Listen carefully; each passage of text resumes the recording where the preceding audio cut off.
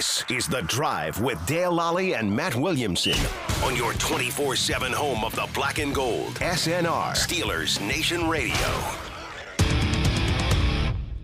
And welcome to a Victory Monday for the Pittsburgh Steelers. I am Dale Lolley. He is the Matt Williamson, and the Steelers dispatching the Cleveland Browns yesterday 27-14 in a game that really wasn't even that close. No, not really. I thought they controlled it. After the first 3 or 4 offensive drives, I thought they were pretty much in control. Kind of with the feeling of, these guys are going to make mistakes. Let's not make mistakes, and I thought that was the theme to the game. Well, and really you see that. Glorious and fun to talk about on Monday, but, You see that in a lot of games across the league, like, just let the other team screw this up. Mm-hmm. And the Browns have a penchant for doing so, and their quarterback's dangerous, but he has a real penchant for doing so, and their kicker has a real penchant for doing so, and Kadarius Toney has a real penchant for doing so. There's some volatile dudes, right? Yeah, that's why he's bounced around to a few different teams. Yeah, and yeah. Good point. Just going out and taking care of business there. I thought to me, that's the story of the game. Yeah, which isn't super fun to talk about, or wow, this team's a powerhouse. But your job's to beat the Browns and take a 2-game lead in the division, and the best path of doing that was play it close to the vest. You don't have Pickens, and don't screw things up, and wait for them to. Yeah, I think the big thing is you didn't have Pickens. Yeah, and you saw the offense take some time to get warmed up to not having Pickens. For example, Scotty was talking to Scotty Miller after the game, and he's like, I found out like 3 minutes before they announced before they announced the inactives that George wasn't going to play. They were all under the understanding that George was going to play. Yeah. And then at the last second, he was expecting to be inactive. And he's been inactive the last several games. Yeah. Miller, and hadn't caught a pass since the Chargers game. That was in week 2. Week 2, yeah. And so all of a sudden now you're out there and Wilson's throwing him the football like 3 times on the first 2 drives. It's like, okay, So I did another show with Rob King, who's going to join us next segment, and he was bringing it up, and I thought it was a great point that, frankly, the bottom of the roster guys have been a real story for this team in this game, as well as really for the whole season. I mean, Skoranek and Pierre and Miller and all those type of dudes, they chip in and they contribute. That's why, and I wrote this in my 10 thoughts, that's why it's important to have guys like a Scotty Miller as your number 5 or 6 receiver, or a Ben Skoranek. These are guys who have played a lot of football in the league. They've been around for a while. Offense and special teams. Yeah, and so a guy like Miller, he's talking about, he goes, look, I've been on teams where, you just didn't know when you were going to get in there, but you knew when you did get in there that you had to, you had to be perform. Prepared. Yeah. Whereas if that's a rookie or a first year guy who hasn't been through this stuff, great you point. get a tendency to mope. Oh man, I'm inactive again this week. And maybe on Wednesday you don't study your playbook. I've been inactive the last 5 weeks. Right. I'm not even I'm not going to play. Yeah. And so you just kind of half-ass it through all your workout week, and then it comes to fruition. You're not playing because of that. Yeah. In and part. it's human nature. Yeah. Maybe on Thursday you go out with your buds when you wouldn't have, or something, like that. Yeah. Or it's, holiday time, and maybe exactly. I'll have another piece of pumpkin pie. I'm not playing this week. Right. Or have family in or whatever. Yeah. But yes, I think that's great. So they're professionals. They're professionals, and they're versatile, and they're unselfish, and they'll block, and they'll run down on kickoffs and punts and all that kind of stuff too, and do the dirty work. And in a way, I think that's a big portion of 10 guys caught a ball last week, 8 this week, and 9 were targeted. And Russ understands. You're out here scraping, and I'm going to get you the football. I got to get you a once ball. Or twice, yeah. Right. Just a little reward here. Then you're often going to see single coverage too, without Pickens, of course. Yeah, so I thought that was a big thing. I thought the defense played really well. Cam Hayward is a superstar. So last week, and I read the article, you sent it to me, but a guy on Pro Football Focus wrote that nobody's talking about Cam Hayward as a potential defensive player of the year, and maybe he should be in that conversation. So then I start looking at his numbers today. After he's now up to 8 sacks. Yeah. He leads all defensive tackles with 55 tackles this season. I didn't know that. He's got the 8 passes batted down. His streak came to an end. He had 6 games in a row or something before. He's got 10 tackles for a loss. 2 yesterday. Yeah. Why not? I bet the Steelers would vote for him as the Steelers Defensive Player of the Year. Yeah. I mean, I'm watching. Well, if you beat the number one candidate in the league Yeah. for it, I mean, that's a knock on Watt. And Watt's been awesome too. But Cam's had the best year of any defensive player in the league, I think. Yeah, I'm watching Chris Jones last night. Chris Jones is a great player. Yeah, he is. But he's moving all over the line. Mm-hmm. You know, he's doing this. And he brings his best on 3rd and 8 and things like that too. You know? Cam's better. You Cam's know had a better year, where though, he's yeah. going to be at every single time, and you still can't block him. And you still can't block him, and it's down in, down out, dirty work. We had the same conversation 1 week ago. Bengals had some long runs, not when he was on there. Not when he was on the field. I made note of that when right. I'm watching. I'm like, oh, that 40-yard run. Oh, Cam wasn't on the Cam field. was on the sideline. Yeah. Oh, that 17-yard run. Oh, they got him when Cam wasn't on the field. Like teams are looking now. Oh yeah, it's and you see different. it. You see it with Watt too. If there's a series where Watt's not out there, Everyone plays different. I've seen teams go to the hurry up. Mm-hmm. Like, let's hurry up and get to the line of scrimmage before Watt can come trotting in here. And this is that one series that starts with Smith as the left outside guy or whatever. And so right. that affects the game as well. Huge, absolutely huge. And the other guys on the defense know it as well. Cam's not in there; they're going to play us different. TJ's not in there; they're going to play us different. I mean, of course. And I don't know if he'll get strong consideration for it or not, but like Hutchinson was running away with the award hurt. Lawrence had a really good year to start the season on a terrible team and then gets hurt. Like he's not going to be in the mix. I can't see Jones being in the mix. We'll get to Garrett. He was invisible yesterday. I mean, him and Watt are the leaders in the clubhouse. So is it a Watt versus Cam conversation? I mean, it might be. It might be. And their defense, I mean, they're leading the league in takeaways. Mm-hmm. They added 3 more yesterday. They're in the top, 5 in scoring defense. At the top of the league in interceptions, too. Yeah, top of the league in interceptions. I mean, they do a lot of really good stuff. Absolutely. And some of it is beyond the numbers. Like, their sack numbers aren't great as a team. But they're such a good pass rush plan defense that sometimes it's not about that. You know what I mean? And that's huge. And they'll be huge this week against Jalen Hurts. I really thought that the pass rush, even though they only ended up with the 3 sacks against Jameis Winston yesterday, I thought they really affected the way he threw the football. Mm-hmm. He felt the pass rush a lot and threw high and out. I mean, he ended up completing. He rushed things when he did throw or was not comfortable or didn't set his feet because he couldn't. And I give him credit. This is 2 games in a row that we've seen him, 2 out of 3 weeks, where he avoids the pass rush pretty well and makes plays as an athlete better than any point in his career. I mean, the early career Jameis might have taken 7 sacks in that game. Yeah, you know what I mean? Like, he's gotten better with that. But he was 8 of 19 in the first half in that game. Yeah. I mean, and they were, sailing balls into the stands and just, couldn't step into them. Uncatchable stuff, right. Or just throwaways. There's a lot of throwaways.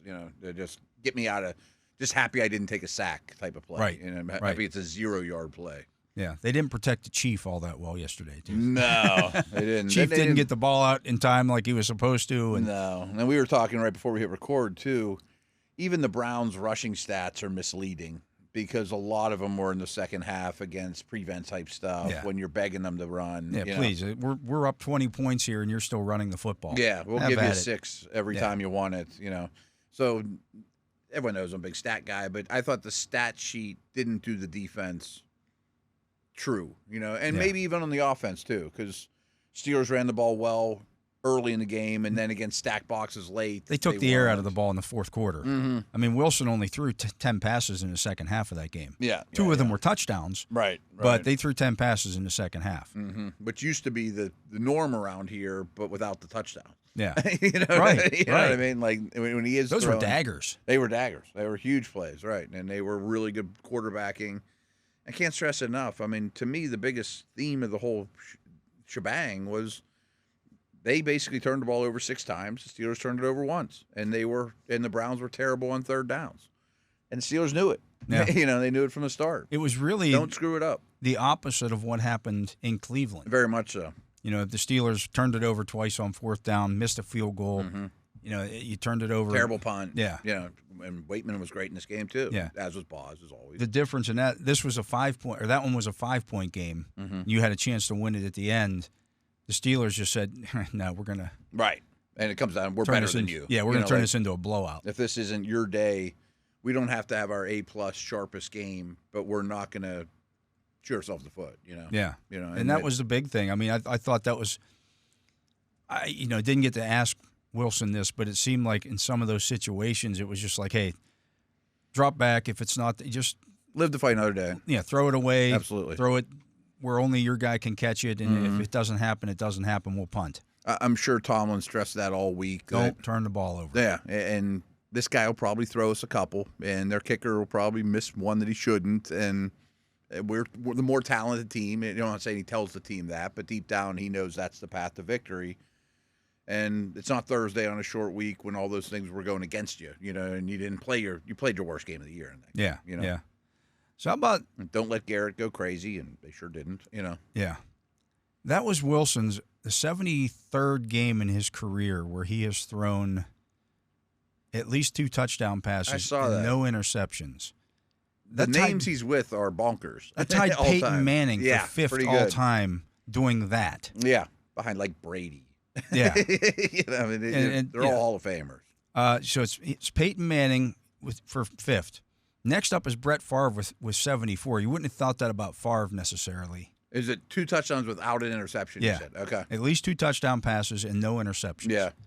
Then it shows how many touchdowns Favre threw. Yeah. He threw a lot of picks. Yeah, he threw a lot of picks. Yeah. Then you have Breeze with 88, Aaron Rodgers with 108, and Tom Brady with 122. Yeah. I bet Mahomes is actually breathing down their neck, too, and come to think of it. But, I mean, these This are year's all not times helping right. that. No, it's not.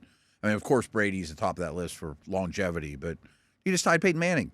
Just tied Peyton Manning. Yeah, for something. pretty good. Yeah, that's not too bad. No, not too bad at all. And, some of his career stuff I was aware of, but now that he's a Steeler, we've dug into it a lot more. You know, career touchdown to interception ratio and things like that are all-time great stuff. Yeah. You know, right. I mean, in the last couple of weeks here, he's moved up the all-time touchdown list.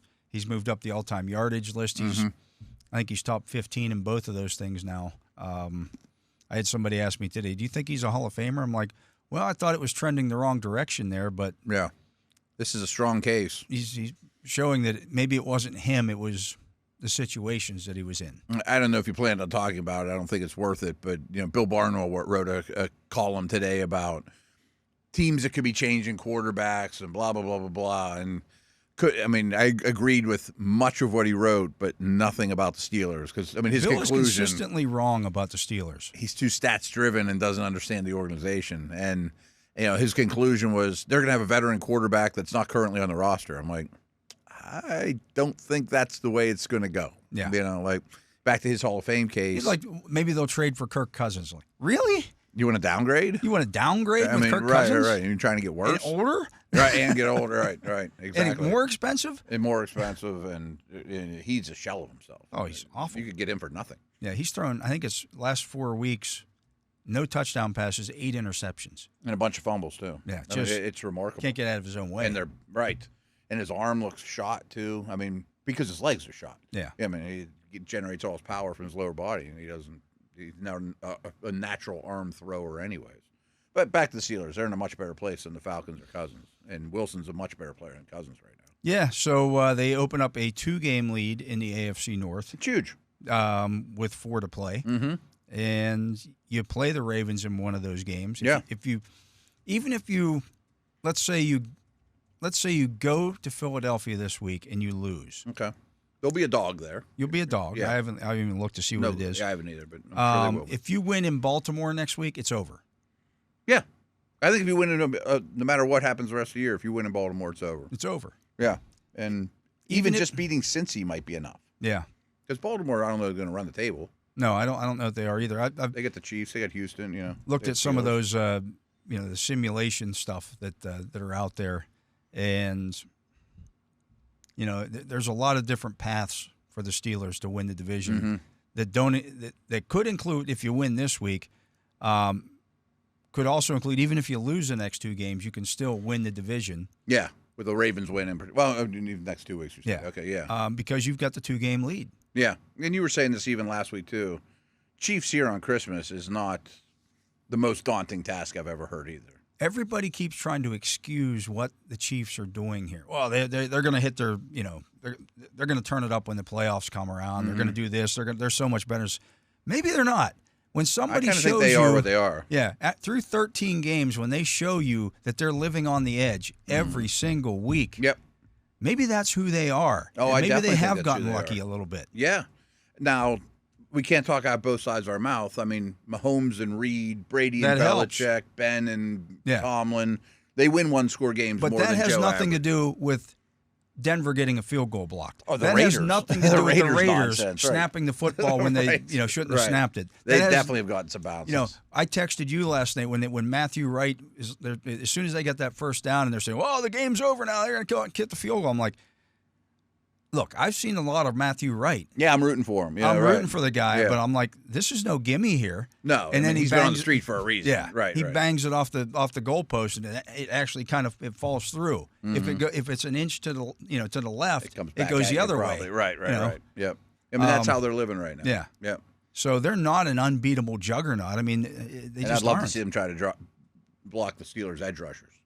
Yeah, you know, that's like- going to be a problem. Oh, that should be a problem. Like, I don't want to get too far ahead of ourselves, but I think the Eagles have the best set of tackles in the Yeah. league, and two of the top at their respective positions easily. Well, the Chiefs are the opposite. I mean, the opposite. Yeah. And don't tell me Cam won't be able to do okay against Tooney. You know what I mean? You know, even the great ones on the inside, he'll at least battle them to a draw. Right. No You're not going to question. dominate that. No. Absolutely. But anyways, let's get to a break. Steelers coming off a 27-14 win yesterday. Take care of business. Over the Cleveland Browns. 21 consecutive That's bonkers, regular right? season wins here in Pittsburgh against the Browns. They haven't been swept by the Browns since 1988, and that streak will live another year. The Browns also officially eliminated Oh, I didn't know that. from the playoffs. I was just surprised that I've seen this happen like 4 or 5 times now over the years. When the Browns lose a late season game to the Steelers, they then fire the coach. Yeah, that happens quite a That bit. didn't happen yesterday. But I think he's safe this year. I guess. I think he gets one more, but they're in a dark place. They're teetering. as a They're franchise teetering. right now. Yeah. Absolutely. But let's get to a break. When we return, we'll be talking to Steelers play-by-play announcer Rob King. We'll do that right after this. And we are back. I am Dale Lolley. He is the Matt Williamson, and we're joined on the Justin Miller hotline by published author Rob King. How you doing, Kinger? The voice of the Pittsburgh Steelers. The Steelers getting another victory yesterday, 27-14 over the Cleveland Browns. They improved to 5-1 at home. Of course, 3-1 in the division, 7-2 in the conference. Those are all great numbers. Yeah. The kind of numbers that you want to have. And improving to they've now won 21 consecutive regular season games at Acrisure Stadium against the Browns. And, Rob, that one, once the second quarter started, that was pretty much the end of it. It was. Thank you for the book plug, by the way. The Door and the Stone. The Door and the Stone. Amazon. Available on Amazon. All the finest retailers, yes. Makes a wonderful gift for the holidays. So thanks for the plug, guys. Thank you for the plug. I appreciate it. So, you know what? I really felt like when there was nothing going on that the Keanu Benton interception kind of changed the game. Trajectory of the game. Yeah. Yeah, I thought so. I thought it was the clear turning point of the game.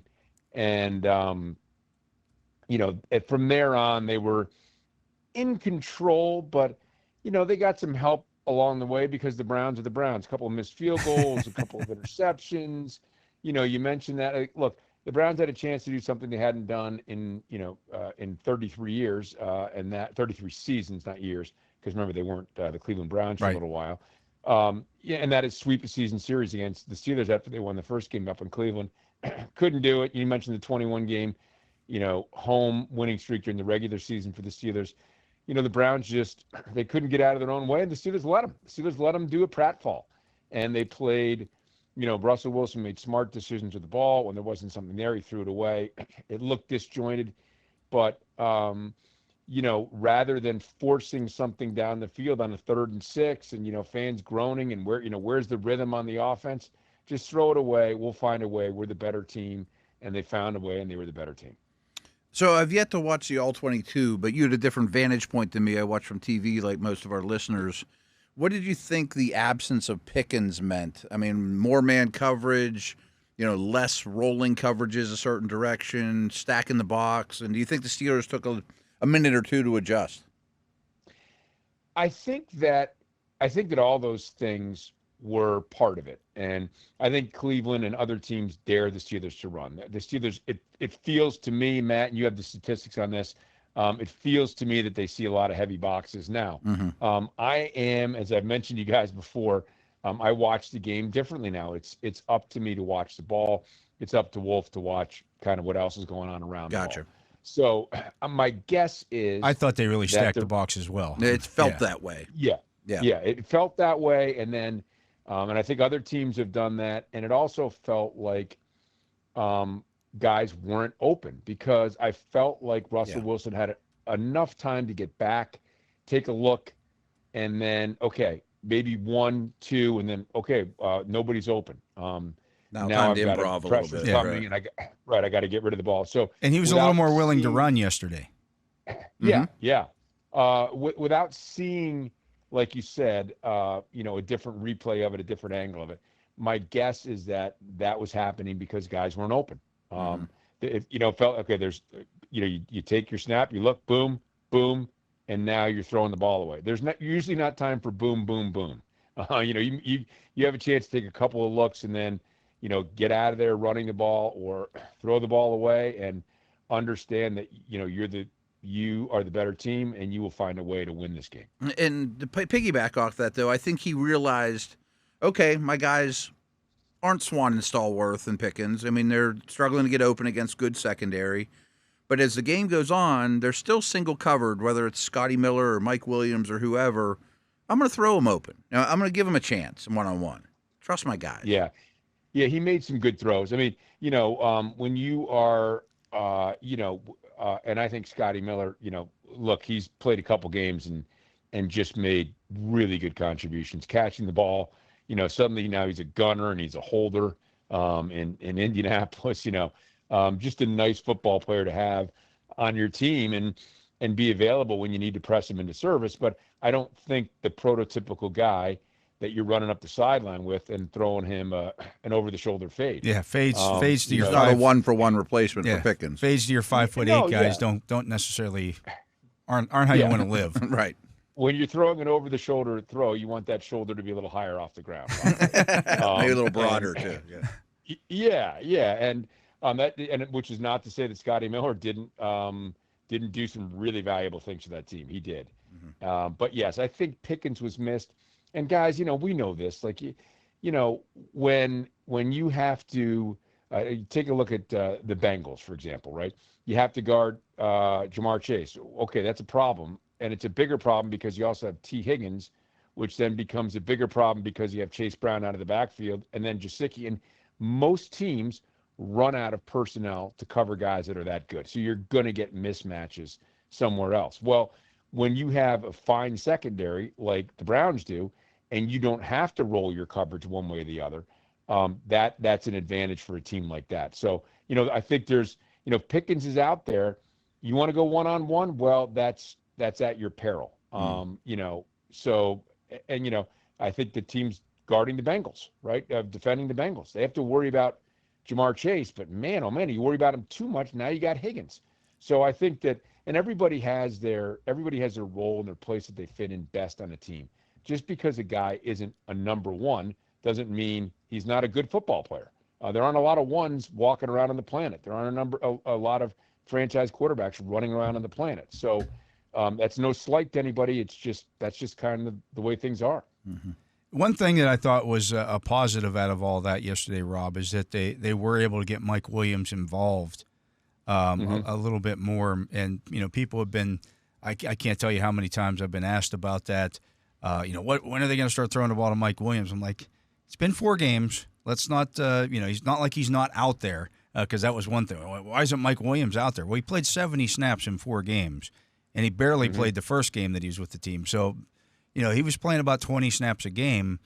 But now they were able to incorporate him a little bit in a game-type setting where, now maybe he and Wilson are starting to get on the same page a little bit, and maybe you start to see that happening down the stretch here. Best things might be ahead.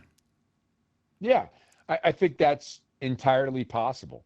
Again, that's a necessity thing. I remember talking to, I was having a conversation once with Jamie Dixon about, hey, do you think you guys, you lost a player, but now this gives other guys a chance to play. You think this could be better for you down the stretch? Well, if it was going to be better for us down the stretch, we'd be doing it without the guy. We would have chose to do this. Right?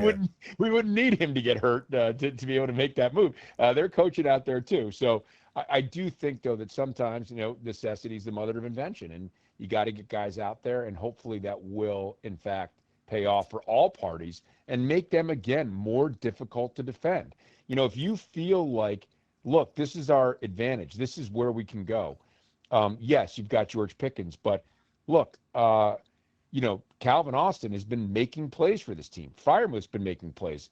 In a little bit more modest fashion, Washington has been making plays for the team. I mean, he's not, hasn't gotten into the end zone a ton, but I mean, you're finding they'll find the mismatches. And if you can find another guy that can potentially supply a mismatch for you, even if that guy is, the third man down on the list, that's okay, because those guys can have big games for you too. So, because, listen, you have two really good corners. Well, maybe that nickel guy isn't so good, or maybe that fourth, maybe that dime package guy that you're bringing in, maybe that's your mismatch.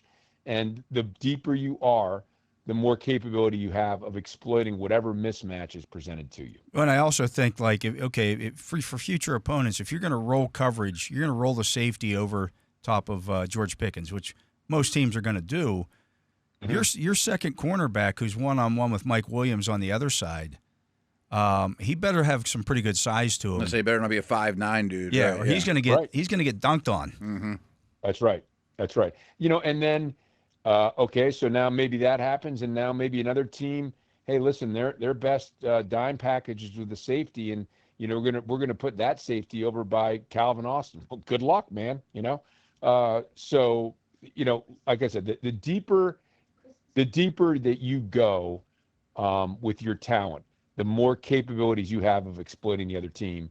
And so I think that maybe Mike Williams coming forward and having a game like that will give them another guy on their roster that will eventually, and it might not be every week. And I think that this is going to be, and we thought this going in without another, hey, got to get somebody else for Pickens. And look, the rumors were they were trying to, right? Ayuk and other guys that they were trying to pick up. So nobody's blindsided by this. But if you have a quarterback who can read defenses like Russell Wilson, who knows what to exploit like a guy like Russell Wilson does, and you have enough variety that somewhere in there you can exploit. And you know what? This week it might be that slow nickel against that slow safety against Calvin Austin. Next week it might be that shorter nickel against Mike Williams. You have enough variety enough depth, I think, on this team to be able to find something outside of George Pickens, hopefully every game, that you can take advantage of. So two guys that I don't think get discussed enough that we already know are good players. They're not bottom of the roster guys. They're foundational offensive weapons, are Jaylen Warren and Pat Freiermuth. And I really feel like over this last month, 2-3 weeks, whatever, both these guys have kind of leveled up at the right time. I mean, they look better than ever. I think Freiermuth and Wilson are starting to really gel. His snaps are going up. And frankly, I thought Warren was their best offensive player on the field yesterday, Wilson aside, Yeah, I think that's a good point. I didn't look at it in that context, but I think you're right. And Jaylen Warren, I think we all really think Jaylen Warren's a terrific football player. Mm-hmm. And then he got hurt. He was dealing with injuries, and he's, to use a Mike Tomlin phrase, trying to jump on a moving train. And is he fully capable? He comes back, and then he gets hurt again, and now he's out for a while. And so it is just natural that it's going to take him some time to get up to speed. And I think we are seeing more and more lately the Jaylen Warren that we saw last year, where he's breaking tackles and just hard to bring down. Explosive. And, explosive. And, I like the fact that, one thing I like about both Najee and Jaylen Warren, and I think Jalen's a little more explosive, but, neither guy shows the least bit of interest in being tackled. You know what I mean? They will fight you right down to the ground. And I love that. And every once in a while, Jaylen Warren, I've never seen a guy, rarely seen a guy that can get 3 inches off the ground like Jaylen Warren and not go down. All of a sudden that arm comes out and he's bopping himself along and picking up another 4 or 5 yards or getting himself back upright again so he can run. So yeah, he's a guy. And again, you talk about different mismatches. I mean, would it surprise me somewhere in the next few weeks or in the playoffs if you looked up and all of a sudden he had 150 yards of total offense in a game? That wouldn't surprise me. No, because he can get out in the perimeter in the passing game. He can break a big run for you. That's where I said, like, maybe he could be the weapon. And Pat Freiermuth finding the end zone more and more regularly.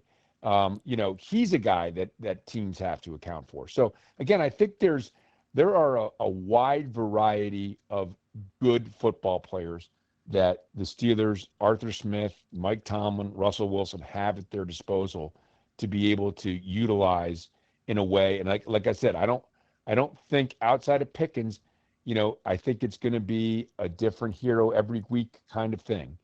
But I do think there's enough variety there that there can be a different hero in addition to Pickens every week. Well, we've seen that on defense in a lot of different ways. I mean, you look at yesterday, Deshaun Elliott has 13 tackles in that game. It looked like there were 2 of them out there. And while he was doing that, Patrick Queen still had 10 tackles in that game. I mean, you got 2 guys combined for 23 tackles, just all over the field. They both had a pass defense as well, kind of limiting what Njoku could do. He had 13 targets, and I think it was 7 catches for 42 yards. Yeah. And one of them a 15-yard touchdown push-off. Yeah, that he basically shoved the guy to the ground. I'm still, if what Mike Williams did was pass interference, and what Njoku did was certainly pass interference. But I mean, and then you look at what Cam Hayward did yesterday. He was a monster again yesterday. T.J. Watt with that, I thought he kind of set the tone for the game with that tackle for a loss on the first play from screen. Like, okay, play of the game. We only had one tackle for a loss the first time around. Here's one right out of the gate. Now, pinned them back and basically got put the Steelers in field goal range to start a drive. Highsmith comes back and gets a sack, hits the quarterback a couple of times. I mean, it was just a solid defensive effort all the way around once again, and you held that Browns offense, which had ran up and down the field against Denver in Denver last Sunday or Monday night, I should say, against a really good Denver defense that I have a lot of respect for. And you hold that offense under 300 yards and 14 points. You're talking about a defense filled with great and really good players. I mean, Cam Hayward is a great player having a great season. I mean, again, the talk in the offseason, what does he still have left? And he's getting older. And listen, those are, and I understand it probably upset Cam and probably gave him a little bit of extra edge this year. They're understandable questions. Father Time's always going to catch up with a guy. Maybe it's catching up with Aaron Rodgers in New York. Maybe that we're seeing the beginning of an end. You see the beginning of the end of every great player who stays around. So Cam Hayward, and I'm sure Cam Hayward's like, listen, man, I was hurt last year. That's why my numbers weren't there. And Cam was right. That's why his numbers weren't there. There's nothing like a motivated, great player. And Cam Hayward, I think, was a motivated, great player. And in my opinion, I was talking about this earlier with Matt Dale, that, listen, somebody was telling me that the odds-on favorites for Defensive Player of the Year were T.J. Watt and Myles Garrett in some order. Well, Cam Hayward might be muscling his way into that conversation. A couple more weeks like that. We look up and he has a couple big games on a big stage, and we might be, he is PFF's highest-rated interior defensive lineman. So I think that he's just having a fabulous season. T.J. Watt is such a great player. Alex Highsmith is so good. Keanu Benton is so good. Queen is elevating his game to that status that we knew he was, and it took him a couple weeks to acclimate. That's natural. And then you have guys like that, we knew were pretty good. I always really liked Deshaun Elliott's game. Well, now that I'm seeing him every game, I'm like, my goodness, he's even better than I thought he was. And I didn't know a lot about Dante Jackson, and wow, I mean, he's turned out to be a really good player too. So it's a defense, again, that added so much in the offseason, so much speed in the middle of the field that was lacking a little bit in past years. And, the defense, rose to the challenge and did what they needed to do to come out with a win. And I'm looking forward to them. They're going to get some big challenges coming up. And I can't wait. I just think it's going to be fun to see. Absolutely. We'll start that on Sunday 3 games in 11 days there for you, Rob. So I hope you have the vocal cords all warmed up. Yeah, get out the lemon. Pineapples. I was told pineapples are good for your throat. Oh, okay. So there you go. I'll be running high on citrus. There you go. 3 Well, weeks. Kinger, we'll see you later this week. We appreciate you dropping by. That is Rob King, published author. Check out the book, The Door in the Stone, right? Yes. Yes, The Door in the Stone. You can find that on Amazon. He's Thank Matt you. Williams. Yes, there you go. He's Matt Williamson. I am Dale Lolley. You're listening to The Drive here on the Steelers Audio Network. Matt and I will be back with more right after this. And we are back. I am Dale Lolley. He is the Matt Williamson, and this is The Drive on the Steelers Audio Network. And, of course, you can hear The Drive every Monday through Friday from 4 to 6 p.m. right here on these very airwaves. You can also download the Steelers mobile app and listen to the show on there, or you can watch the show or listen to it on YouTube as well, as Tyler Vittmeyer gets that up in pretty good fashion every day comments after the show. Yeah, leave us comments on there. We appreciate all that stuff. So, Matt, we're going to play a little game here. Okie doke. Let's do it. And I want you to name the AFC team. I'm not going to tell you. I'm just going to give you their points for and points against. Okay. And tell you, okay, so Team A has scored 277 points and allowed 207. Team B has scored 383 points and allowed 318. I was going to say the Bengals, but they're for Team B, but they're not that close. They're closer to 0. This isn't easy. Team A is the Chargers. 277 points scored. That adds up. 207 allowed, which is the best in the league. Be pretty low, right? Yeah. They're both very low. Yeah, but it's a good gap. Team B is the Ravens. They have adds almost up, the same gap. The Ravens are plus 65. The Chargers are plus 70 for the season. Okay. And now they've all had their buys. So They're both 8 and 5. Mm-hmm. Okay, so Team A this time around has scored 308 points and allowed 288. Okay. Team B has scored 323 and allowed 238. 323 and 238. That one's probably the Steelers. That one's the Steelers. Okay. At plus 85. Is the other one Denver? No. Nah, they wouldn't have scored that much. Chiefs, probably. That is Houston. Ooh, okay. I bet the Chiefs gap's not as The big as Chiefs you are think only either. plus 20. Wow. That's surprising. Or I'm sorry, the Texans are only plus 20, I should say. that The Texans are plus 20. All right. Team A, 308 points scored, 252 points allowed. I bet that's the Chiefs. That's the Chiefs. Team B, 397 points scored, 268 allowed. Buffalo. That's Buffalo. Yeah, I think they're number one in point. They're number one in the point league. differential in at least the AFC. Detroit might be one. Detroit is number 1, yeah. Philly's 3. And the final team in the AFC playoff race right now, or who's in it, you have Denver at 305 points scored, 234 allowed. Okay. Yeah, I mean, the alloved's good. Yeah. I mean, they've had a couple bad games here and there, but you're right. The reason I was looking at that, if you look at this from that perspective, the Steelers might have the most complete team in the league. I agree. At least in the AFC, in terms of offensive scoring and defensive scoring. I mean, if you want to put turnover differential and special teams and penalties that are team-wide things, they might be number 1 in the league. Like, Detroit's defense isn't... It's leaking water a little bit, yeah. Yeah, I mean, it's good on paper so far, and it's holding up, but it would worry me going into the playoffs. Yeah. Philly doesn't have a lot of weaknesses either. Although the passing game is getting concerning. So this is bonkers, too. Mike Sando writes for The Athletic now, buddy of ours, and he did what's a big concern of all the top teams. And he had a hard time coming up with the Eagles one. Although we're going to talk more Eagles. Their passing game and some stuff that Carolina did to them and Hurts in general would have me a little concerned. But how about this? This is absolutely nuts to me about the Eagles. The Eagles are scoring 1.3 offensive points in the first quarter of games this year. That ranks 792nd out of 796 offenses since 2000. Wow.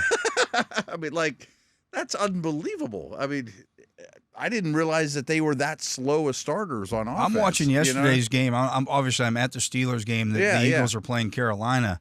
But I have Saquon Barkley on my fantasy team. Slow start, yeah. I'm looking at this thing. I'm going, why does Saquon only have 2 carries in the first quarter? Yeah. And all they do is run the ball. All they do is run the ball. Yeah. I mean, they're the only team that runs the ball at higher percentage than the Steelers. Yeah. And it's been even higher lately. It's crazy because they're hiding Hurts a little bit. Yeah. But I look at it. But I agree that the Steelers are one of the teams with the least weaknesses. If you look at what they've done since Wilson has been at quarterback, they're averaging 28 points a game with Wilson at quarterback. That's 5th best in the league in that time. Unheard of in recent years. Yeah. Right. But the defense is still one of the top in the league in terms of scoring defense. Yeah. They're not giving up a bunch of points. And you just did. We were just talking about point differential. I wonder if we just sorted point differential from the day Wilson took over. I bet they're right there with Detroit and pretty damn good. Bills, and not that they're far off for the year either. I mean, they're like 5th or 6th best in the league. But you look at that Bills. Yeah, that Bills team scores more points than the Steelers, but they allow more points than the Steelers. They do. They're where the Chiefs are kind of the opposite. The Chiefs are the Chiefs aren't scoring a lot of points, right? And now they're starting to lick points up though. Too, yeah, but they don't win by wide margins. No, I mean they've given up 252. Really, if you look at the AFC, the team that's the closest to the Steelers in terms of not allowing a bunch of points and being okay on offense, above average, is Denver. Yeah, their offense has been surprisingly good. I don't know if it's sustainable through a playoff run, but it's been pretty good. Yeah. And their defense is one of the better ones in the league. Baltimore's given up over 300 points. They're high on both ends. Chargers are low on both ends. The Chargers are on the low end of it. Right. Denver Bills and Pittsburgh are pretty high on both ends. Yeah, Denver and Pittsburgh kind of in the middle. Pittsburgh a little bit better offensively and a little bit better. Well, Denver's a little bit better. No, wait. They're basically even defensively. Just a side note, I'm just curious. Does any AFC team, non-playoff team, have a positive plus-minus? Like the Colts or Miami? I know Cincinnati's like right at 0. Yeah, Cincinnati's -5. That's actually the closest. Yeah, okay. So and they still have a game to go, obviously, tonight. But Miami's still -28. Are they still? Yeah. Okay. Indy would be close. Indianapolis is -31. Wow. Okay. So only the playoff teams have a positive point differential. Yeah. So 7 out of 16. And that's a bunch of these other teams are the Jets are -40. The 3-10 and -49. Yeah. They just find ways to lose. And Cincy fits that mold too. Yeah, they find ways to lose. They're both high on both ends. I mean, they score a ton and they allow a ton. But I mean, the fact that you have such a bad record and you're hovering around 0 is not great. Not great. No. And if you look at the Eagles are 11. Jets are broken, by the way. Eagles are 11-2. It's very close to Pittsburgh. They've scored 342. They've allowed 234. Okay. So they've scored a little bit more, and they've allowed basically the same. They also shorten games a lot by running so much, too, like the Steelers. I mean, if you're a high pass team, there's more variance because there's more plays run, That adds up. Their defense in particular lately has been really strong. It wasn't great yesterday. I mean, Carolina did some good stuff in that game. They could have won that game if Leggett holds on to that Paul. Yeah. They lose that game. Bryce Young was the best quarterback in that game. Yeah. I mean, it doesn't say that, Hurts is junk, but they're having some issues. But if the Steelers win that, if they have a path to victory on Sunday, it's stopping Saquon Barkley and not allowing Hurts to run. That's what I was going to say. I was going to kind of save it for later in the week, but I'm not saying that the Panthers created this blueprint. They don't have any good defensive players, right. but they played Hurts really smart. Like, he had a extremely high time to throw. It was like 3.5 or something. Go ahead and stand crazy. in the pocket. Oh, yeah, you can sit there all day long. I don't think they blitzed very much.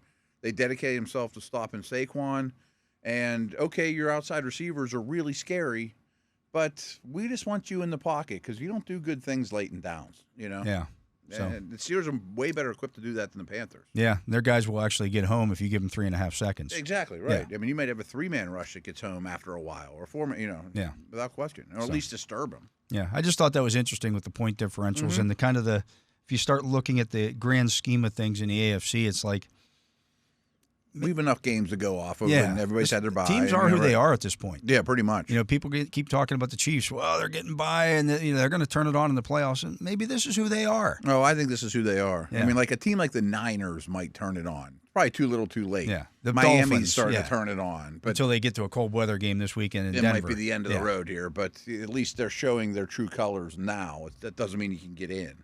Yeah, but Steelers are a good team. They are. They absolutely are. So let's get to a break. That's going to do it for hour number 1 of the drive here on the Steelers Audio Network. Matt and I will be back with hour number 2 right after this.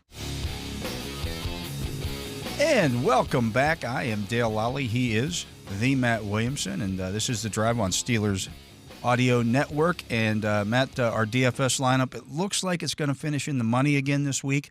A lot of dudes tonight, though. We got Joe Burrow still going tonight. We have T. Higgins still going tonight. Sounds promising. That's a good place to start. We have 118.6 points. I would think Burrow and Higgins should get us somewhere in the 35 to 40 range. Mm-hmm. You would think. I was just about to say the opposite, actually. I mean, you look at C.D. Lamb and all the Bengals and all these guys in tonight's game, and you're like, oh, I'll be fine. Like in our game, I have 3 guys going tonight. I'm like, oh, well, I need 30 points, nothing to it. This will be the game. It's 9-6 or something. Yeah. But I really don't see it going that way. I don't either. It's just not what Bengals do. No, it really isn't. And the Cowboys, I don't know if they're going to be able to stop Cincinnati. No. I wonder if they can keep up. I mean, how bad is that Bengals D? Can Cooper Rush and company throw for 300? Yeah. Can Lamb get to 130? The only thing that concerns me is Dallas's line is all banged up. I don't know that they're going to have a ton of success moving the football consistently. They may do it in spurts. Dowdell's been okay, though, lately. Yeah. I mean, I think they found a back that's some kind of running game. But Cincinnati much more comfortable playing that higher scoring game. Oh, yeah. Well, they haven't beaten a team with a winning record, but they have beaten teams with losing records. So No, I think it'll be a fun game, especially for fantasy. Absolutely. So we should be okay there. We hit on Rashad White, 24.9 points, 2.3% ownership. So cha-ching at 5,300. And what's his face played? Yeah. We were going to think Bucky about getting Irvin out of was, it and end up getting hurt. Yeah. Braylon Allen, 15.1% ownership at $5,000. Got us 12 points. He didn't take over the whole role 100%. Yeah, but he had 81 total yards. Yeah. So it was okay. Khalil Shakir, 24.6 points. He was owned in 8.1% of the league. So, again, we had a lot of low ownership, which I think goes helped. a long way, yeah. I think you want to be part of that game. Jackson Smith and Jigba, same thing, 8.1% ownership, 19.6 points. Almost every week with that guy now. That's solid, yeah. High-quality player. We had Cade Otton, 3 for 70. He was 11.6% ownership. 70 you'll take. 10 points out of the tight end position for a $4,400 tight end. Yeah, that works. Nobody misses yet. Tony Pollard, 8.4% ownership, $6,400 for him. He got a 17.4, had 100 yards rushing. He wasn't the problem in that game. No. Their passing game. Very much so. But quietly, he's had a really good year. Yeah, he's been a solid. nice addition for the Titans. And then then he gets drafted next year in fantasy. Maybe pretty high. Yeah. We had the Saints defense at $2,900. That was 34% ownership. So that was our highest owned thing thus far. We don't know about Burrow or Higgins yet, but 10 points it's good. out of the Saints defense. So that gets us to 118.6. Yeah, Giants are bad. We need about 20 points. We need to finish in the top 150 of the contest we're in. We have a few people here who have the same lineup as us, so thank you for playing along. Or you're welcome. Yeah, or you're welcome. There's about 6 or 7 of them here in this contest. Once again, though, on DraftKings, I noticed in these 50-50 double-ups, a group of about 20 people with the same exact lineup. So I don't know if there's somebody else, but it's 20 every time. It's not our lineup. It's not our lineup. It's somebody else's lineup that they're getting from somewhere, and they're all playing the same exact lineup. So I don't know if there's groups out there or how all that works, but that's definitely not a coincidence. No, it's not a coincidence, but it happens, I guess. I mean, we picked a good lineup, but I was a little shocked that we were in the money because I knew we didn't have Nakua. I know we didn't have Allen. There were some blow-ups. Some guys that went off, Yeah. Let's get to that. Looking at this week's top performers. There were 7 300-yard passers this week, led by Sam Darnold, 347 and 5 touchdowns. I should have mentioned, yeah. Just tortured that Atlanta offense. Especially late in the Atlanta game. defense, I should say. Ripped them apart. Yeah. But you can't count. You just can't count on that every week from Sam Darnold. No. But he has been reasonably he's probably consistent. a top 12 guy, though. Yeah. Kirk Cousins on the other side of that, 344, no touchdowns, 2 interceptions. And bad ones, too. Yeah. I mean, I think benching is coming soon. Josh Allen had 342 and 3 touchdowns, also ran for some. Accounted for 6. That's not bad. Yeah. He was a monster. A monster. Aaron Rodgers, 339, but only 1 touchdown in His the first loss to the 300-yard Dolphins. game in a long time. Long time. Yeah. I wouldn't go good chasing weather. that, though. Yeah, good weather down there. Yeah, Garrett Wilson was good. Yeah. Tua Tagovailoa on the other side of that, 331 and 2 touchdowns. So I think that's real. I mean, this looks like the Miami offense. I mean, I know the It's weather real stuff's because coming they're up. at home. Yeah. Yeah. But they're throwing to Waddle and Hill like they used to. Like Waddle's back. Got Johnny Smith heavily involved in overtime. Yeah. But not before. Brock Purdy had 325 and 2 touchdowns, basically just playing pitch and catch with George Kittle the entire game. Which is what they need to do. Yeah. I mean, he's their most important guy at the moment. He's the guy they need to lean on. Miserable performance by the Bears. Miserable. I mean, the They're first 0 half and was- 6 on the road this year. Are they really? Yeah. Wow. And then Baker Mayfield, Matthew Stafford had 320 and 2 touchdowns. And he was great. I mean, when he is Nakua and Cup, doesn't matter if he runs or not, that offense is a juggernaut. Yeah. Mayfield just missed with 295 and 3 touchdowns, 2 interceptions, 4 sacks, and a fumble. Okay, I didn't realize all the negative. Yeah. Goff had 283 and 3 touchdowns, a interception and a sack. Kyler Murray 259, 2 touchdowns, Been a 2 little interceptions. disappointing, though, Yeah. He was number 10 on the list this week. Seattle D is one to fear a little bit. Yeah. Looking at the leading rushers for the week, only 3 100-yard rushers this week. They love us through the air. Zach Charbonnet leading the way, 22 for 134 and 2 touchdowns. Got the entire workload with Walker out. Yeah. Just exactly what we're going to see from a handcuff. Saquon Barkley, 20 for 124. Took a while, but then he always gets his. That's what he does. Yeah. Yeah. Tony Pollard, 21 for 102, but didn't score. Okay. Needed Talked to about get him in the earlier, end though. zone. He's had a good year. Bijan had 22 for 92 and a touchdown. He's had a great year. And, yeah. I mean, he's one of the early picks that you're happy with, but they're not winning games. Chuba Hubbard had 26 for 92 in the touchdown. And now Brooks is out of the way Brooks for the is year. gone Right. for the rest of the year. Chuba's a high-end dude. Rashad White, 17 for 90 in the score. He did some good things like between the tackles, normal running back stuff. He's not just a receiver. He's getting a little better. Connor at 18 for 90. Had a good year, too. Kyron Williams, 29 for 87 and 2 touchdowns. Yeah, volume. He gets volume. He does. Yeah. Then you had Josh Allen with 10 for 82 and 3 touchdowns. That was the number 9 leading rusher. Isaac Guerrero had 15 for 78 and 2 scores. Keep an eye on the injury. But he got hurt. Yeah. I think it'll go to Taylor as their RB4 if Guerendo's out. I think they play Thursday. Yeah, they do. So I would not count on Guerendo. Yeah. Sincere McCormick had 15 for 78 and it's caught a kind couple of paying passes. a little bit of attention to that. Yeah. He's real. Yeah. I mean, he's good enough for fantasy. He's a starter for fantasy. Yeah. I'm looking to see if there's anybody else on there who stands out in terms of new guys. Sean Tucker ended up with 3 for 47. So don't be sucked in by just the yardage there. No. He wasn't the factor that White was. No, White got the benefit there. Yeah.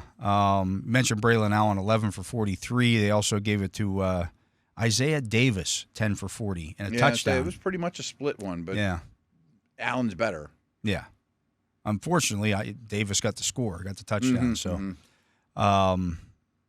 Kenny McIntosh with Seattle with Walker Did he out. break a long one? He had a 16-yarder. He ended up with 7 for 38. Okay. So somebody to keep an eye on there as well. But Charbonnet is roll with him as long as Walker's out. Yeah. Looking at the receivers, well, there were 11. This one goes to 11 wide receivers who broke 100 yards this week.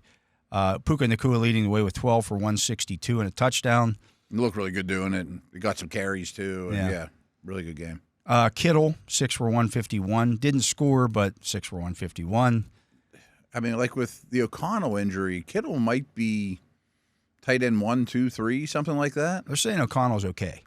Oh, really? I thought he was out for the year. Just a bruise. Oh, really? Okay. Yeah. I thought Ritter was taking over. Just a flesh wound. Oh, okay. Yeah. Good. He's kind of done some good things, too.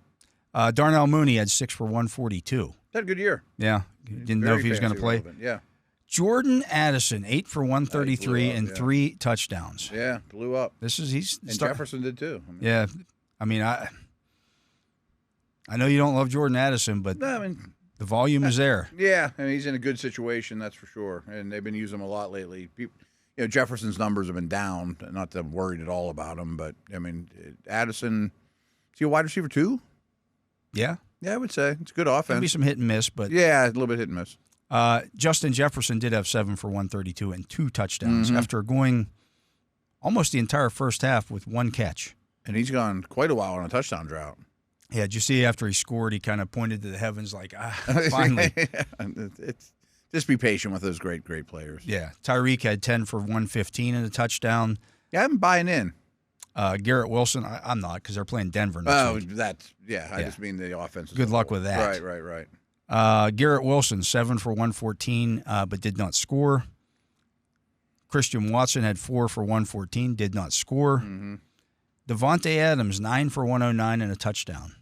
I wonder if those two Jets, I mean, you're obviously starting them, but is it worth paying up for them in DFS? I mean, I don't trust anything about the organization. No, I just don't trust them at all. And then Breece Hall's injuries looming. They said he's going to be back, but yeah, that's a tough one. Khalil Shakir had 5 for 106 and a touchdown. Yeah, he's their number one. Yeah. It also helped Kincaid and Coleman were out. Right. They're supposedly on the brink of coming back. Then you had Adam Thielen with 9 for 102.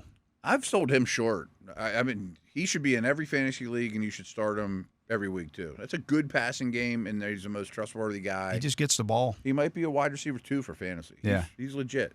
Waddle had 9 for 99, so he just pretty much missed. been back. Yeah, he's getting the volume. Yeah. Ray McLeod, 8 for 98. A lot of short stuff for him in general, but the passing volume's been there. It's if you think mistakes from Cousins. Yeah.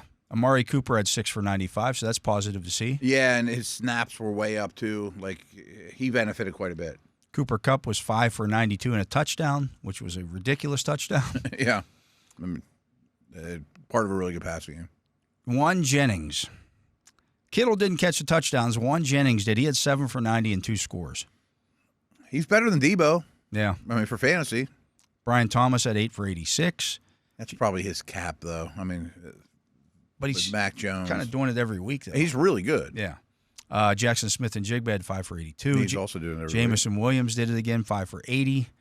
Malik Neighbors, 5 for 79. That might be what you can kind of count on from him moving forward. Yeah, and I kind of hate this about fantasy and whatever, but I mean, the reports were he's a game-time decision. He's questionable to play. If he plays, he's going to be on a pitch count. I think he played 52 out of 54 snaps. Yeah. People that might have shied away from him. You got to be careful, believing the clippings and stuff sometimes. Yeah. Josh Palmer had 6 for 78 last night. He's the one they missed deep, right? Yeah. Yeah, I mean, he could have had a lot more. Yeah, so good game from him, and you kind of been waiting on that. And Johnston did okay, too. I mean, they're not the best players, but if they're out there, and they throw the ball a lot now. Somebody has to catch football. Somebody has to catch the ball, right. Yeah. Trey McBride had a Trey McBride. got hurt, too. Yeah. And that's another pass catcher. McBride had 7 for 70. That's kind of his floor. Yeah, but no touchdowns yet. No touchdowns again, yeah. Kyler's not throwing touchdowns. Mike Evans, 4 for 69. Michael Mayer had 7 for 68. I thought he looked good doing it, too. Yeah. He's not cutting into Bowers or anything, but Bowers didn't have as big a game this week. No, he didn't. And Mayer was more like, all right, if you're going to kind of try to take Bowers out of the game, Mayer can hurt you. Yeah, I think Mayer's a watch list type of guy. And Myers has been useful had for 7 them, for too. 67, too, Yeah, so he's been pretty solid. Sterling Shepard had 4 for 63 in that game for Tampa Bay. It's Baker's guy. He's kind of been doing it every week. It's not been great, but Mm-hmm. He's better than throwing a Wan'Dale Robinson out there or something like that. Yeah. And McMillan did good stuff for them, too, this week. Yeah, so just worth keeping an eye on there. Mm-hmm. But some good performances this week again. Yeah, mostly through the air. Yeah. Some blow-up spots, too. I would expect here as we start to get into some of these weather games, if some of that might change a little bit and see some teams. I'm some sure. running backs hurt this week that kind of hurt the. That's true. But, yeah, I mean, it's counting on a passing game deep into December is going to be tough. Yeah. So, be interesting. Mm-hmm. But everybody should be starting their playoffs next week. Yes. If you didn't start them this week. Absolutely. So good luck. Yeah, I hope you're in good shape. Hope we helped you throughout the year, too. Looks like in our league that Matt and I are both in, I will be the 1 seed in our league. Matt's going to be the 2. And we both get buys in that We both league. get buys this week, and then maybe we're on a collision course here, championship I'm game. playing Chris Carter, who people might know, and I think I need 28 points out of 3 guys tonight, but one of them is Jamar Chase. Yeah. And it's like Dowdell. I mean, so it should be okay. Should be all all right. You never know. Yeah, you just don't. But, yeah, it looks like that's the way it's going to wind up here. But that's going to do it for the Fantasy Football Focus. Matt and I are going to take a break. We'll be back with more right after this.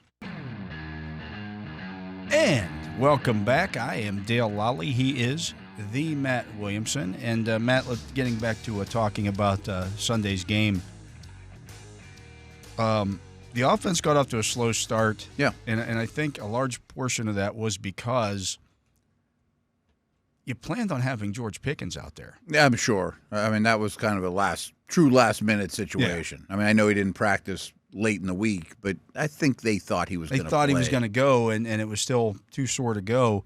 Might even be in question for this week. Yeah. But so you game plan for that all week long. I'm sure the Browns game plan for him to be out there as I'm well. sure they and then did when too. you find out he's not out there, when you're Cleveland, you're like, all right, let's be aggressive. Let's be aggressive. We're going to tackle. And Schwartz, their defensive coordinator, is an aggressive guy to begin with. He is. I mean, and he knows he's got some players, and he's definitely an aggressive-minded guy. And it was a slow start. Yeah, I mean, it was. But I give him credit for adjusting throughout the second quarter and getting a feel for their guys. What and Cleveland was trusting, doing. Yeah. I mean, trusting the Millers of the world and Williams, guys you haven't played a ton with. And we're going to feed them anyways. You know, see what they can do. So early in that game, you saw a lot of like quick passes, sideways stuff, and just kind of, hey, we just got to get the ball out here and see if we can break something.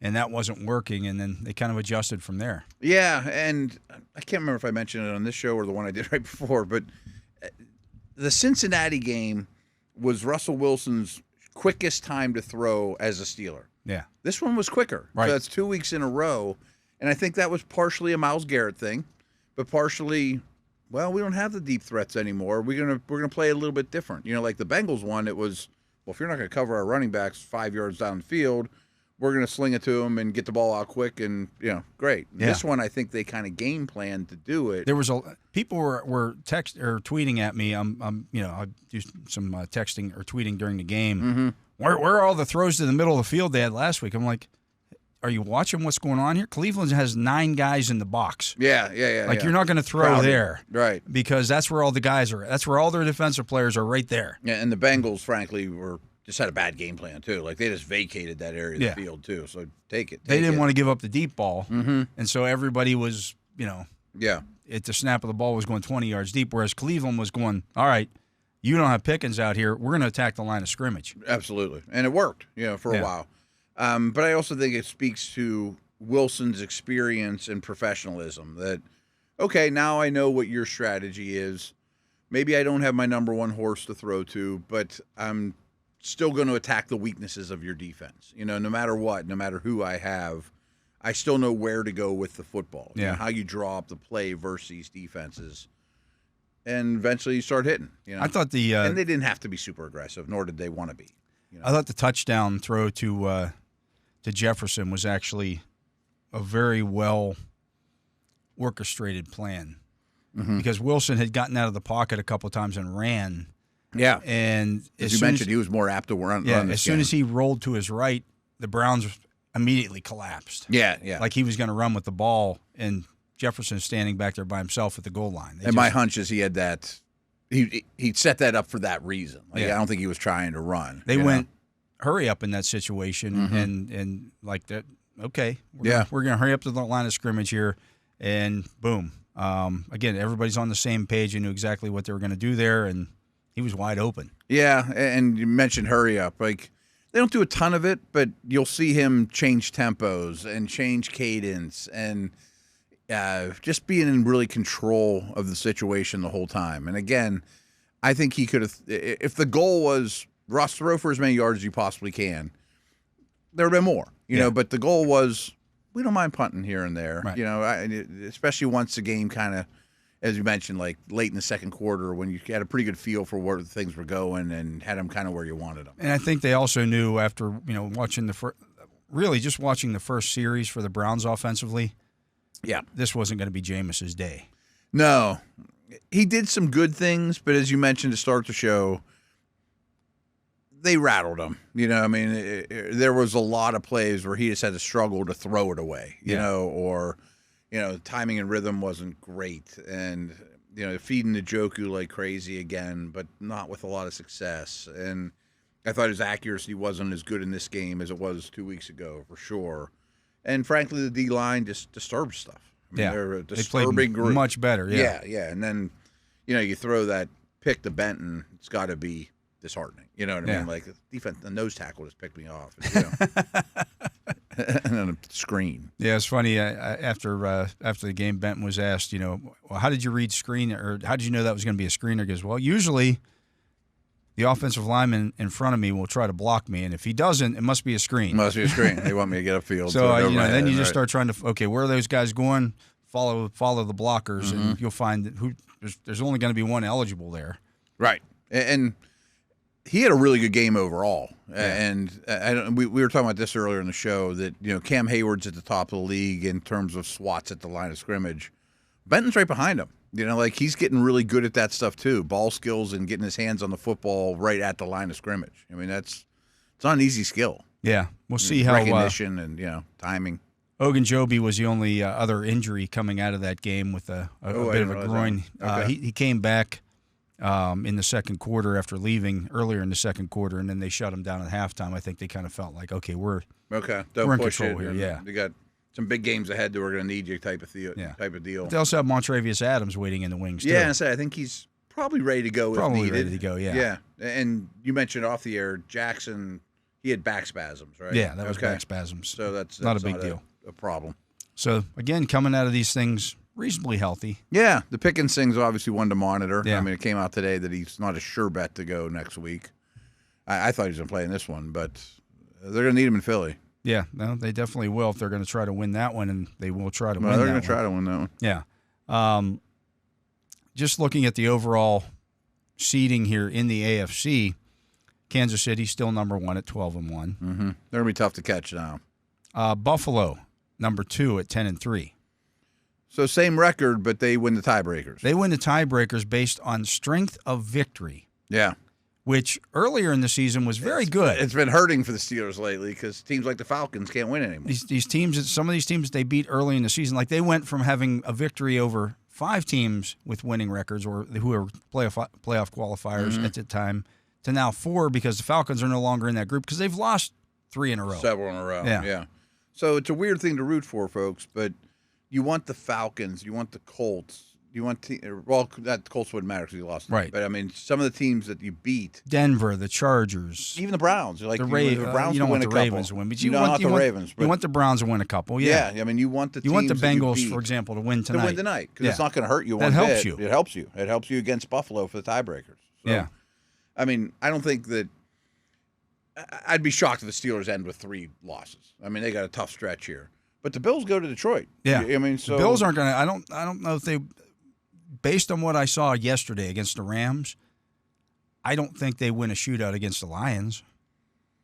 Probably not. I mean, I wouldn't sell them short against anybody. I mean, I think they can beat anyone. They can, but that's going to be a very competitive game. Their defense wasn't real inspiring yesterday. No. I just don't know that the Lions is great either.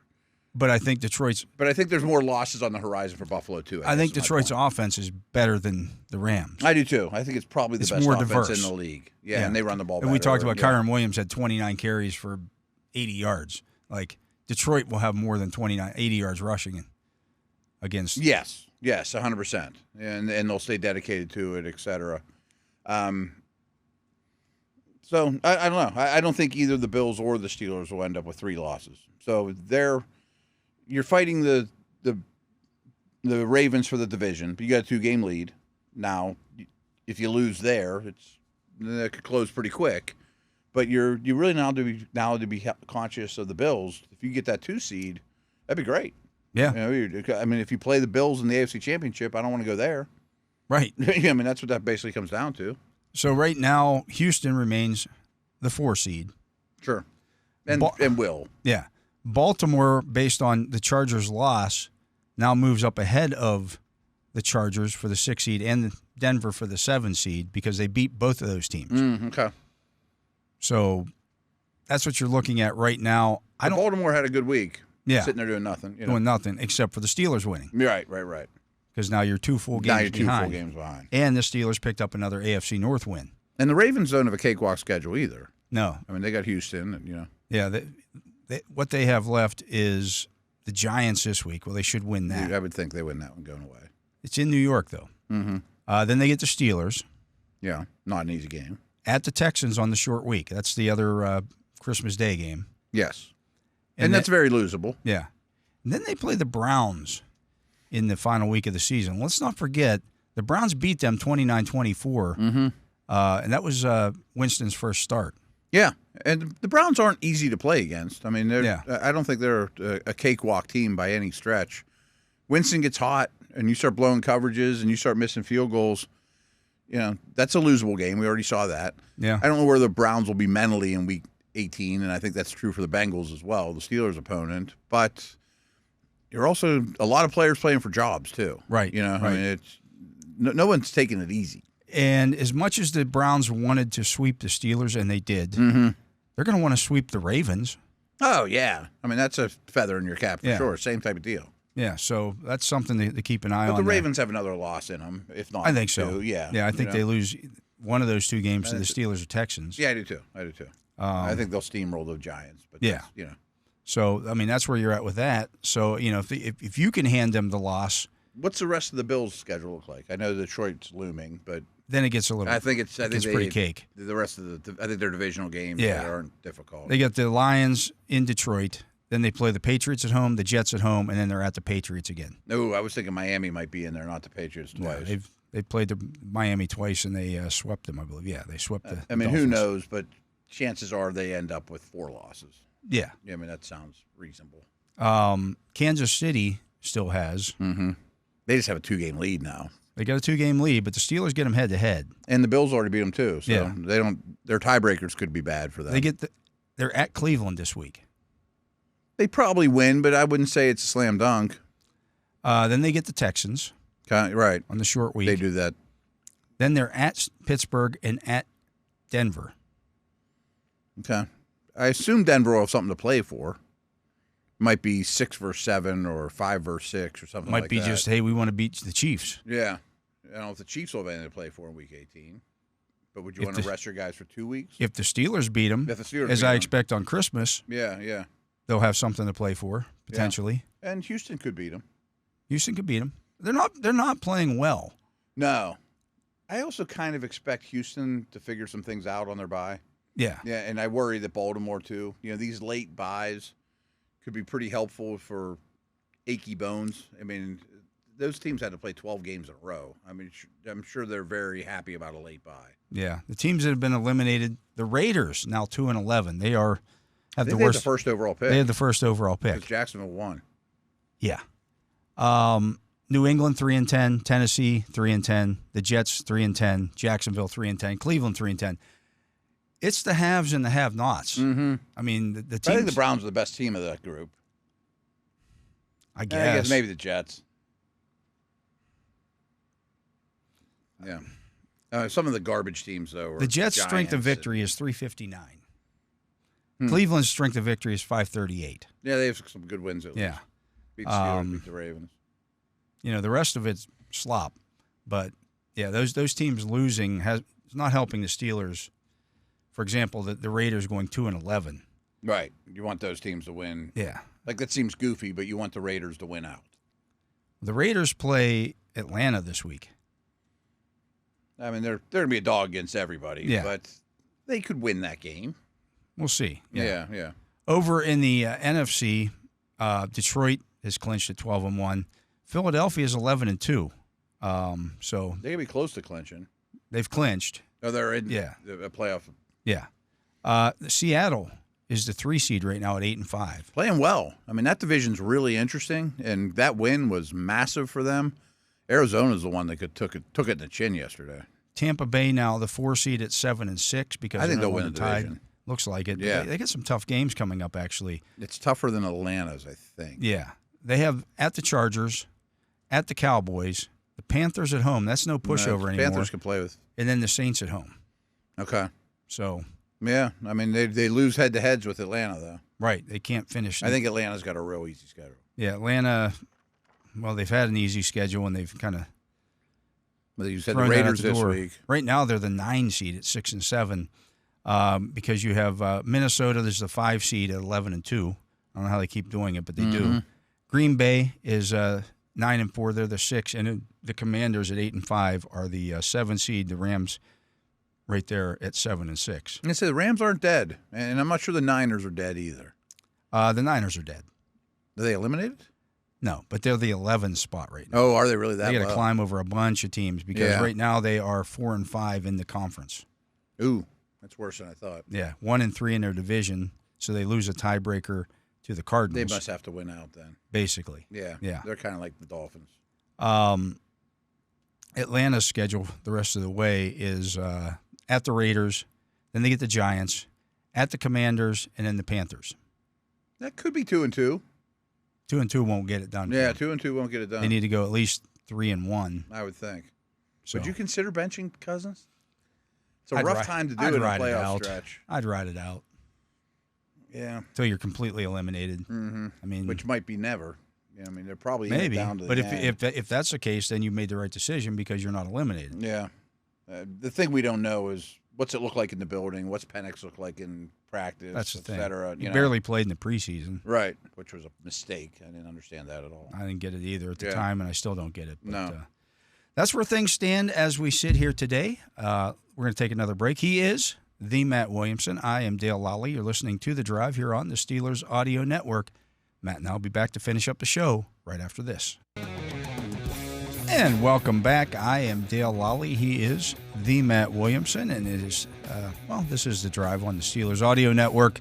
And, Matt, the stat line shows that Myles Garrett had 3 tackles, a sack, a tackle for a loss, 3 quarterback hits, and a fumble recovery. And that seems a little rich. Didn't have that kind of impact, right? Yeah, if you're just looking at the stat line, you go, oh, Myles Garrett had a good game against the Steelers. He was Mr. Invisible out there. Oh, yeah. For most of that game until the game was well decided. Mm-hmm. He basically kind of, I don't want to say he lucked into a sack, but again, the Steelers weren't interested in like throwing incompletions at that point, and Wilson rolled into him a little bit, and he got a sack. The fumble recovery that he got wasn't anything he did. Mm-hmm. But after his sack, he mugs for the crowd like he did something like, dude, know the situation. You're down 20 points, and you're going to mug for the crowd? It makes me crazy in all sports, like score a late touchdown to make it 51-12 and celebrate. Yeah, look what I did. I'm awesome, right? Yeah, like I don't understand it at all. It's a team game, I don't get that one bit. And I'm sure he knows he's enemy number one. And I don't know if he'd have done it in every stadium. Who knows? But they did a great job on him. They did a great job on him. And again, if you just looked at the stat line, you're like, oh, Myles Garrett had a pretty good game. It's like, no, he didn't. No, not really. Yeah. I mean, I thought he was okay against the run, and he was, you watch he had 1 tackle in the first 3 quarters. Yeah, his tackle numbers are always low. Yeah. And he comes and goes. I mean, he was not an impactful player. Not at all. And I don't know. But I didn't see any real defensive standouts from them. No. Hicks made a lot of plays, the linebacker, but all in all, I didn't see much different than the first game where Tomlinson and some of those guys were real factors. And I wonder, the O-line's so young. I mean, some of those guys played the Browns for the first time. Is it like, man, I learned a lot. It's an aggressive scheme, and they bring a lot of guys to the line of scrimmage. And, they'll mug it up and all that stuff too. But I wonder if like the Fraziers and McCormicks of the world were like, okay, now I got a lot better beat on that team, And you had a full week to prepare for it. Well, that too, right. I mean, you as opposed to the last time, exactly, with all those young offensive linemen out there, and you're trying to tell them, no, Schwartz is going to be aggressive here, and he's going to do this, and he's going to, put guys in the A gap and the B gap, the C. Like you're going to see guys at the line of scrimmage, and you're not going to know exactly who's coming, and then they're going to stunt and loop and do all that stuff, and it was a much different game. Yeah, and it makes me wonder. You got this game coming up, but then you got 3 and 11 days. I mean, that's going to be a challenge for the young guys in particular, but linemen in particular, to me, need to communicate and need to be on the same page. And Tomlin's career, when he has extended rest, he's an assassin. Yeah. But when he's been on short rest, his record's not very good. You know, like, does he change things up, during this stretch coming up? I don't know. I'm just spitballing here, Yeah, it's interesting And here. good teams. Yeah, I mean, it helps that you played one of them once already. It's the Absolutely. Ravens, and you're gonna be ready for that game. Mm-hmm. Then you get a full week for the Eagles. That game against the Chiefs. It's going to come quick. I don't know what Andy Reid's record is in short games. I don't know. I know it's great with extended rest. Again, the same thing with Tomlin. Yeah. You give those guys extended rest, they're gonna find your warts. Some of the best coaches ever. Yeah, the more time you give them, the more their advantage. You're not going to see the Chiefs going ring around the rosy or anything like that. Though. No, I wouldn't think. And I don't even know if they do a lot of that kind Their of stuff. red zone stuff's not very good. They've not been. And so they've the shenanigans have been kind of cut out. Like, Yeah. Once you guys start scoring, maybe we'll do some dancing and prancing and stuff. But no, they're working on things. To say Yeah. the least. Is Josh Allen now the MVP? I think so. I think Barkley has a case, but he might have to set the record. I mean, like, for people who don't know, I mean, it's been everywhere. He's already the highest score or highest rushing season in Eagles history, and there's 4 games to go. LaShawn McCoy had the title before. It wasn't that long ago. Derrick Henry was very much in the leading conversation, the league in rushing by a lot. By a lot. Saquon's now over 200 yards ahead of him. I think he's got 5 games in a row with 100+ on the ground. I mean, not to mention on through the air too. I think he has a case. Hurts can't win it. I think Allen's definitely the leader in the clubhouse. I'm not sure the book's written on Lamar, but he's got a lot of work to do. He's not been great. No, especially lately, and his running's been down a little. If the Chiefs happen to go 16-1, I know Mahomes' numbers aren't blow you away, but that's pretty darn impressive considering who he's playing with at this point. I just think his case is still out there. I think you have to mention Goff, but I don't think his case is as strong as like Allen's. Allen would be my vote, but I would say Barkley's the second best chance. Yeah. Here's the thing about Mahomes. I was watching that game last night. He's been sacked 35 times now. I know, and he feels it. Yeah. And he knows it, and it's influenced him a lot. I think it was 2 weeks ago where he wasn't yelling, but he was basically like, get Sua Mattia out of here. You know what I mean? Like, this isn't cutting it. Then they go sign DJ Humphries. He got hurt last night. Yeah, right. I mean, so like every plan and back they to try. Wanya Morris again at left tackle, and that didn't work. It hasn't worked yet. Yeah. I mean, in 2 years he's been there. And Taylor's not great on the right side, and their skill guys don't scare people as much, So, no, I think he definitely feels the edge presence, the pass rush stuff, and it affects all quarterbacks. Yeah. I was surprised this week, or late last week, I was looking at somebody put out a 3/4 poll all-pro team. Yeah, I know PFF did one, and probably a couple other people did. It might have been PFF, I can't remember. But they had Lane Johnson as the right tackle on the all-pro team, not Penei Sewell. I think they're the top 2, but Johnson missed a little bit of time. Yeah. I mean, I mentioned it earlier in the show. I think this is the best tackle group in the league. I think Johnson and Sewell are clearly the 2 best rights. Wirfs, Mulata, and still Trent Williams, but he's showing his age and has other things going on in his life, unfortunately, are the best ones out there. Extremely well-coached unit. Mekhi Becton's been good at guard. Dickerson's good at guard. Beef Jurgens is okay at center, but I think it's the second best line in the league behind the Lions. Yeah, And so it's going to be a test this week for the Steelers, but Lane Johnson's a special player. yeah. He Now, really is. if he's allowed to get the early kickstart like he will do every once in a while, then Yeah. he's even better. Mm-hmm. But I The wonder, league's letting that stuff go. I mean, the Chiefs are the worst. I mean, Yeah. we talked about Orlando Brown a ton a week ago. I understand that they want more scoring. I think that's what it comes down to. Yeah. Is, the O-linemen have a tough enough task as it is. How can we help them a little? But it's so blatant to the obvious, to the, I'll be the interested naked eye. to see You know? who the officiating assignments are this week, particularly against that particular team. I don't think, or maybe you did. I didn't. I never looked into Steelers-Browns officiating. I did. crew. It was Lane Clark. Okay. What was theirs? Did it live up to their reputation? By and large, yeah. Okay. They don't call a lot of penalties, and that wasn't a highly egregious. penalized game. No, there was some stuff that could have got called that didn't. But all in all, I didn't have a lot of officiating complaints. I mean, by NFL standards. I mean, there's always some here. There was the one instance where you had the late, really late, really late grounding penalty against Russell Wilson. Yeah, that looked like it was. Like they're lining up for the next play, mm-hmm. and all of a sudden the guy comes in and throws the flag because replay assist said, no, that was grounding. Yeah, I thought that was a questionable. There was a one, receiver too. there. He threw it over his head. If that was grounding, then Jameis Winston did it about 6 times yesterday because he threw the ball about 18 feet over top of a receiver's heads. Clearly uncatchable stuff from inside the tackle box and all that stuff too. Yeah. So no, that's a good example. But that was strange. Then there was also, I think, a replay assist on before the 4th down play, where Landon Roberts had the tackle for a loss, mm-hmm. the 5-yard loss. They initially set the ball up about halfway to the yard marker, to the yard to gain. Yeah. It was basically about 1.5 feet. Well, then right before the teams broke to come to the line of scrimmage, the official moved the ball back and made it a full yard. Oh, really? Yeah. Because I'm watching and I'm like, oh, okay, so he's going to adjust that right now? And that's been happening more and more in the league. That's actually where I was going to go with it. Do you think replay assistant is a positive or a negative? Not in those situations. Mike Tomlin talked about it after the Cleveland game, actually, because they did it a couple of times in that game where they initially put it at one spot and then they moved it back a little bit. And that changes your play call a little bit. I was going to say, I mean, that's not fair to both play callers. Either team. Right. Yeah. I mean, there's a big difference between 4th and half a yard and 4th and over a yard.